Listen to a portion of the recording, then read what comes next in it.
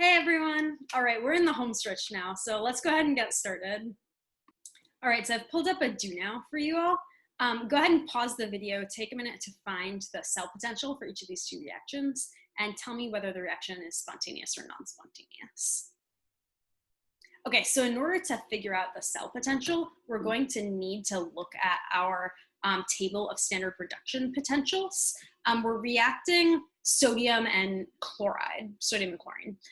So chlorine forming chloride ions is right up here, right? The reduction potential for chlorine is 1.36.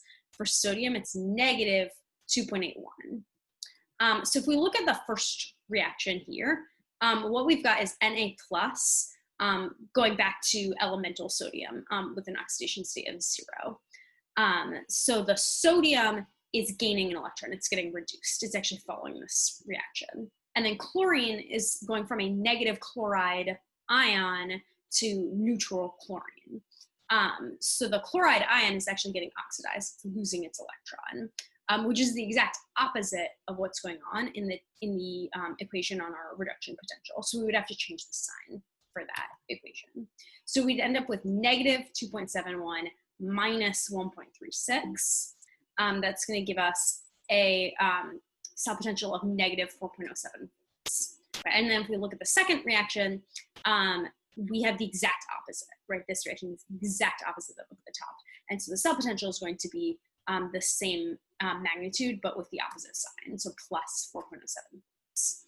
And then we know that a negative cell potential is a non-spontaneous reaction, and a positive cell potential is a spontaneous reaction. We're going to be talking a lot today about non-spontaneous reactions. So it's worth reviewing the difference between spontaneous and non-spontaneous. A spontaneous reaction is a reaction in which free energy is released as work or heat energy. So it's a reaction where delta G is negative, versus a non-spontaneous reaction, which is a reaction that can't occur without the input of work or energy from an external source. So a non-spontaneous reaction isn't impossible. Non-spontaneous reactions happen all the time, but typically in order for a non-spontaneous reaction to happen, it has to be coupled with a spontaneous reaction so that they're happening together. And the overall process is still spontaneous. It still has a negative delta G. One of the ways that we can couple a spontaneous and a non-spontaneous reaction is using electricity. And when we do that, that process is called electrolysis. So electrolysis is when you have a non-spontaneous chemical reaction that's caused or driven by electricity. This can be done by using a battery or a power source and to run a current through a system and force it to react in a certain way. So let's actually look at a video of the electrolysis of sodium hydroxide.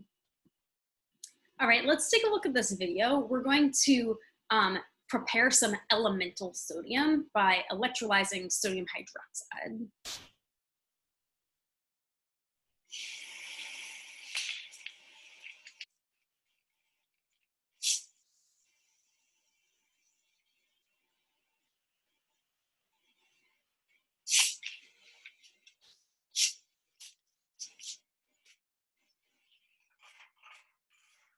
That's our power source, which is hooked up to the sodium hydroxide.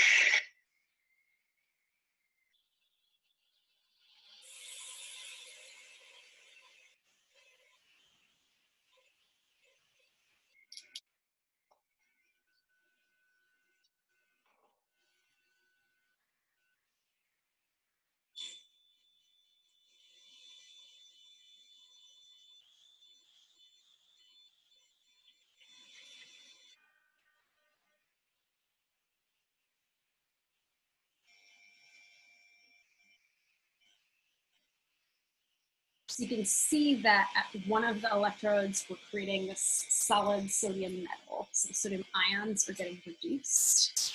And you see that white stuff. At the other electrode, you see the gas bubbles forming. So the other electrode, we're oxidizing the hydroxide ions to make oxygen gas.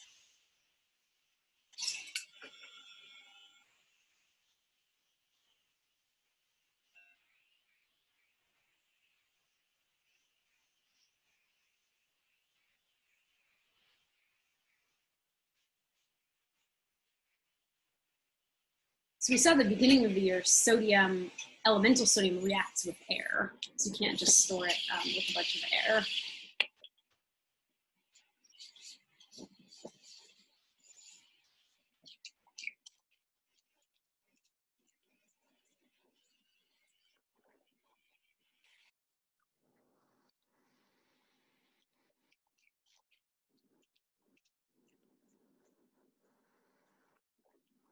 All right, so we definitely made some sodium metal there.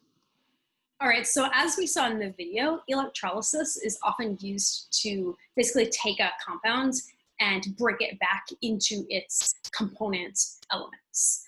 Sodium hydroxide, that doesn't happen spontaneously, right?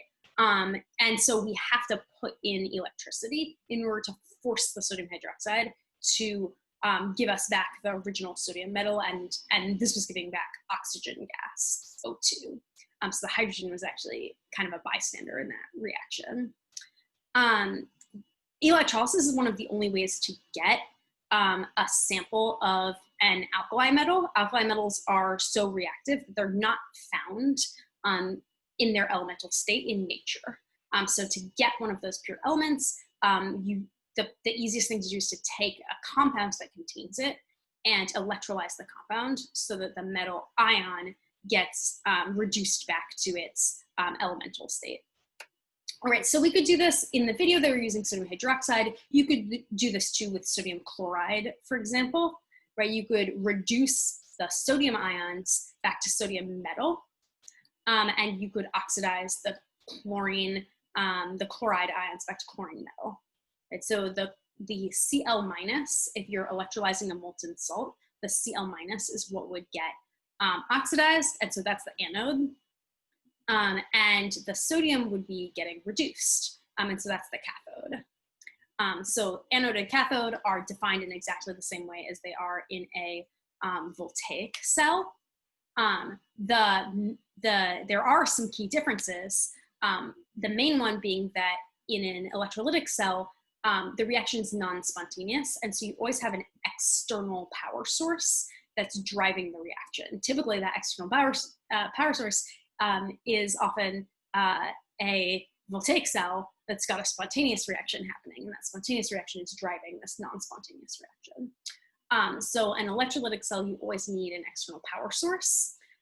You also don't need to separate the anode and the cathode half cells in the way that you do with a voltaic cell, because the same reactant is happening, and whether the NaCl or whatever it is getting oxidized or reduced depends on whether the electrode is connected to the positive side of the battery, which sucks in electrons, or the negative side of the battery, which produces electrons.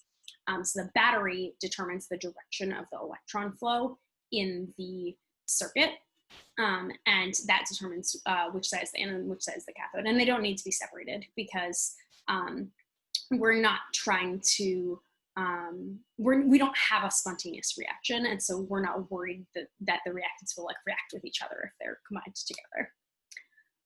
Cool. Let's look at, the overall cell reaction here, right, would be the reaction that we saw before, where you can write it this way if you're talking about molten NaCl, or you could write 2NaCl liquid, right, but where sodium chloride is reacting to make elemental sodium and elemental chlorine. Let's look at another example of electrolysis. So let's look at the electrolysis of water, and let's go ahead and watch a quick video of this as well. I'm going to show you an electrolysis of water setup. So we have a mini Hoffman apparatus, and I'm going to take this little test tube here, and I'm going to dip it under and fill it completely with a 3 molar sodium hydroxide solution. I'm going to do the same with this one. So since we're starting with that completely filled up with solution all the way to the top here, it's going to allow us to collect gases in each of those. So we're going to run a red lead to the negative terminal of the battery, a black lead to the positive terminal. And when we do that, you can see bubbles starting to originate in there. I'm going to zoom in so we can see that up close.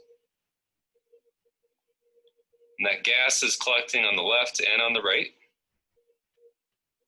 over there. we're going to let that run until we've collected enough to make a measurement.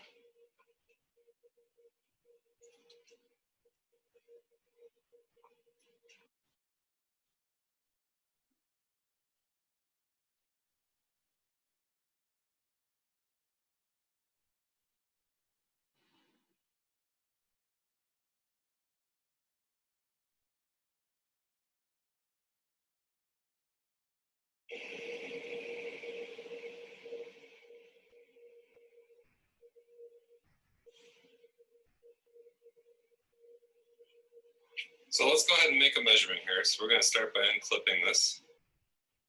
That way our reaction will slow down and stop. Let some of those bubbles collect. So we're going to tip this over. Now you're in a little bit of a parallax there. So this is currently reading about 3.7, 3.8 milliliters for the smaller of the two. And the larger of the two is currently at about 7.6, maybe 7.7. Okay, so 3.8, 7.6, looks like we have twice as much gas on the one side than the other. Let's hook these back up. We can fill them up a little bit more. So we can see that we've got twice as much gas here as here. That means this tube must be collecting hydrogen and this tube must be collecting oxygen. The electrolysis of water is actually one of the best early pieces of evidence that the formula for water is H2O and not HO. And we can also see that the volume of the gas is proportional to the moles of the gas and not affected by the mass of the gas, right? So oxygen gas is a lot heavier than hydrogen, but it doesn't matter. That doesn't affect the volume that's being produced. So we can also see that we're verifying Avogadro's law. So now we need to test what those gases are. So to do that, we're going to do a simple splint test. Let me zoom out a little bit. So our test tube on our left here, the one that's filled up with more, we're going to test that first. We're going to let the other one go for a little bit while we do that test. So to test that, what we're going to do is we're just going to pick it up and we're going to insert a flaming splint into it, see what it is. So this is the one that has more gas present, looks like about twice as much gas. So we're going to let the solution pop out of there. Okay. And so from that noise, we know that we have a hydrogen gas present.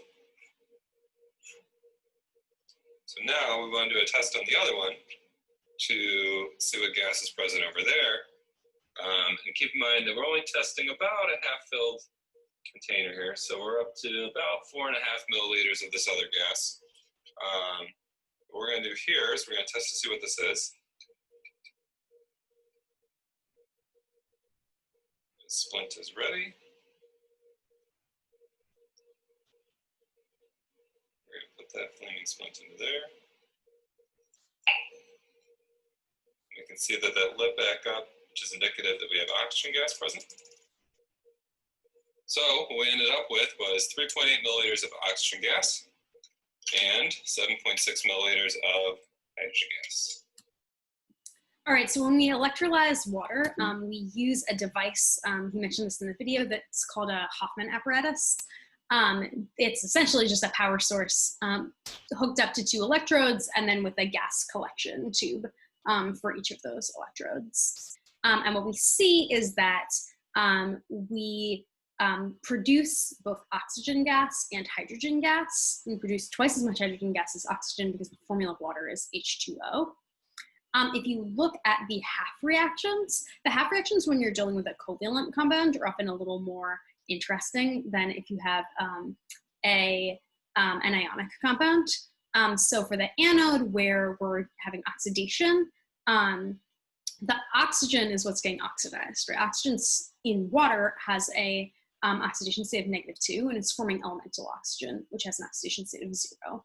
The oxygen's getting oxidized, the hydrogen is getting reduced. And so the hydrogen side is the cathode.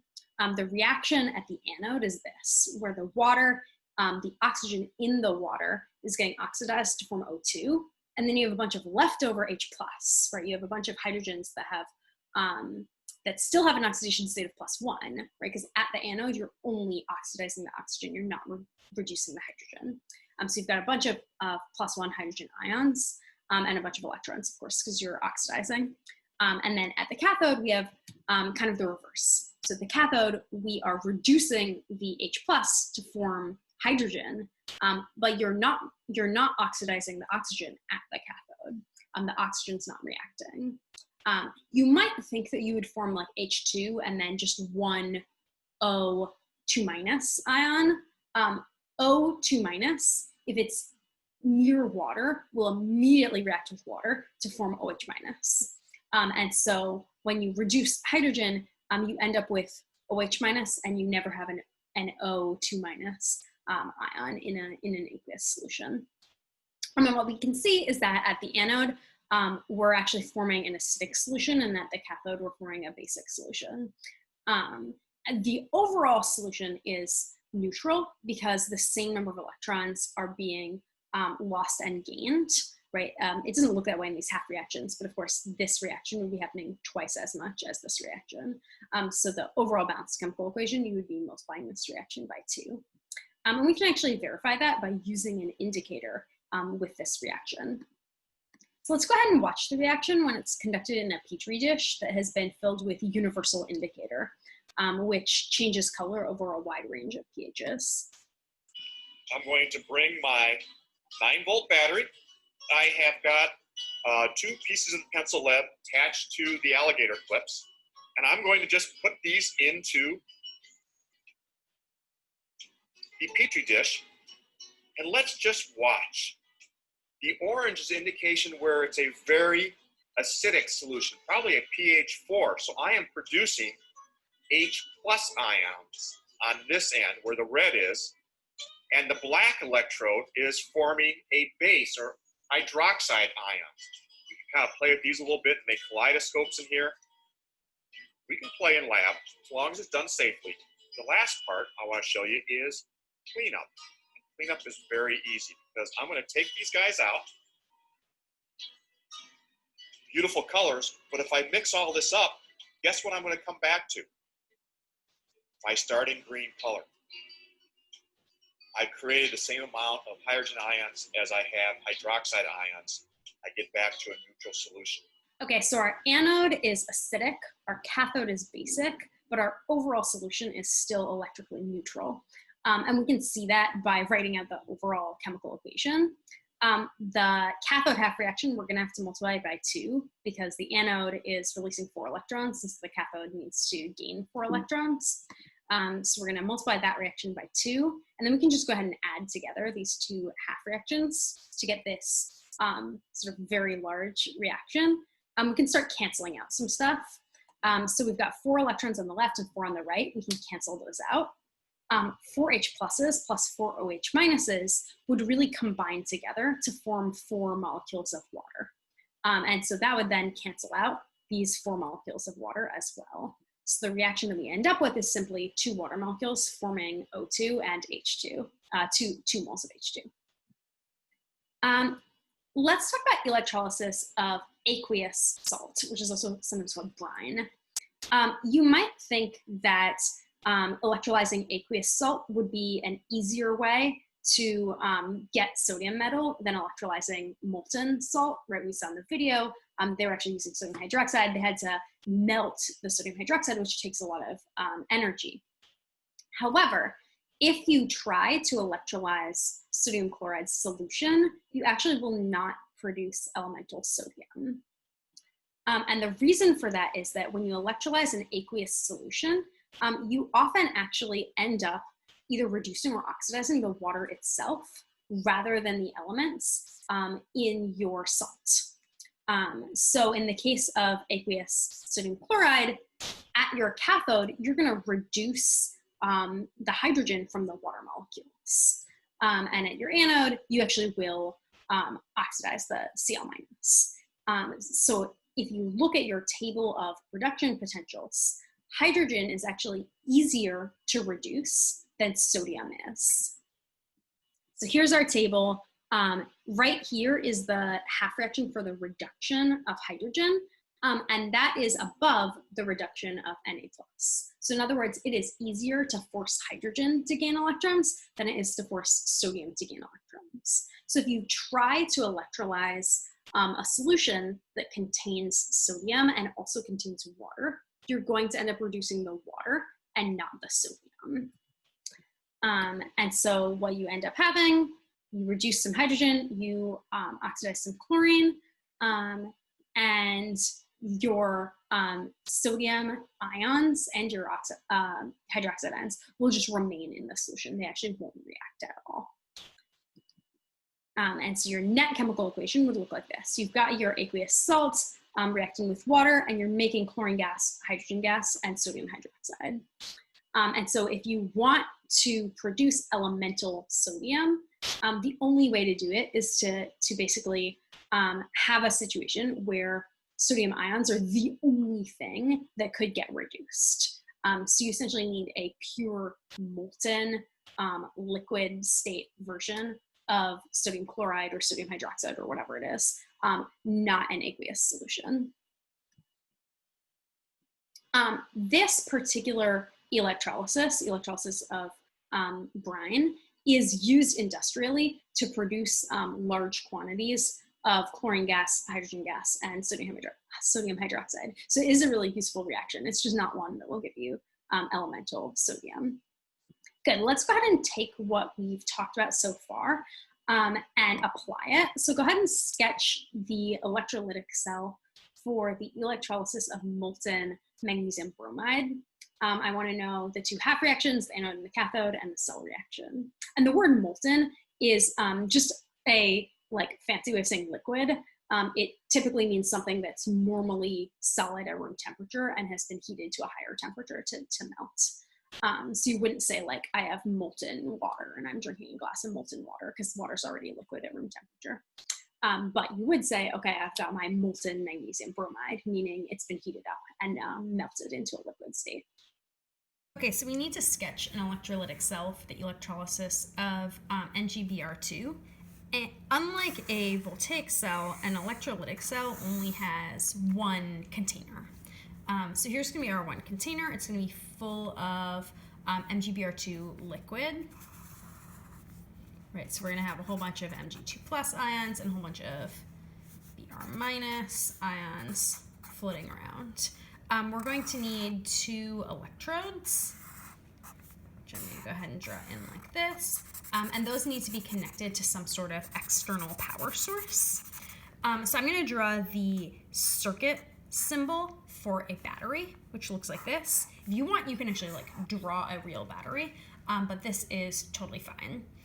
And then we'll need to label the anode and the cathode and the 2 reactions. So based on the way I've drawn the circuit symbols, this is the long side is the positive side, the short side is the negative side, and the negative side produces electrons, and the positive side sucks in electrons. Again, if you just draw a normal battery, that's fine too. You don't have to worry too much about this. But whichever side is sucking in electrons from the battery, that means that this electrode is losing electrons. So this must be getting oxidized. So this is the anode, and this side must be getting reduced. So this must be the cathode. And we're going to need to write our 2 half reactions. So MgBr2 is going to be reacting to, our overall reaction is going to be MgBr2 reacting to make magnesium, solid magnesium, and bromine gas, which is Br2. That means magnesium is going from +2 to an oxidation state of 0. So the magnesium is getting reduced. So that half reaction should be happening at the cathode. So we should have something along the lines of Mg2 plus.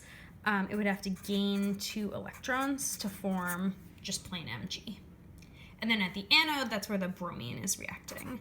So we've got 2 Br minus ions. They should be written separately with the coefficient, not a subscript, because they're not bonded together. They're both bonded to the magnesium, but that's not even really true when it's in the liquid state, right? The ions are all just kind of floating around separate from each other. So the 2 Br ions are going to combine to make Br2 gas plus 2 electrons. So that's our cathode half reaction and our anode half reaction. And our picture of the electrolytic cell. All right, I hope that was interesting, and I will see you next time for our last video of the school year.